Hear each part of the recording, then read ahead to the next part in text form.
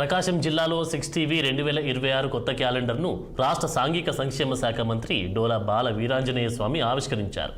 కొండపి నియోజకవర్గంలోని టంగుటూరు ఈ కార్యక్రమాన్ని ఘనంగా నిర్వహించారు. క్యాలెండర్ ఆవిష్కరణ కార్యక్రమంలో టీడీపీ నాయకులు, స్థానిక జర్నలిస్టులు పెద్ద సంఖ్యలో పాల్గొన్నారు.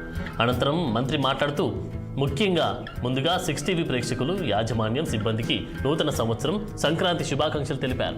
ప్రజల పక్షాన నిలబడి ప్రభుత్వ అభివృద్ధి పథకాలను ప్రజల్లోకి చేరడంలో 6TV కీలక పాత్ర పోషిస్తుందని మంత్రి అభినందించారు. అలాగే 6TVలో వచ్చే విశ్లేషణాత్మక కార్యక్రమాలు ప్రశంసనీయమని ఆయన పేర్కొన్నారు. రాబోయే రోజుల్లో 6TV మరిన్ని సామాజిక కార్యక్రమాలు నిర్వహించాలని మంత్రి విజ్ఞప్తి చేశారు.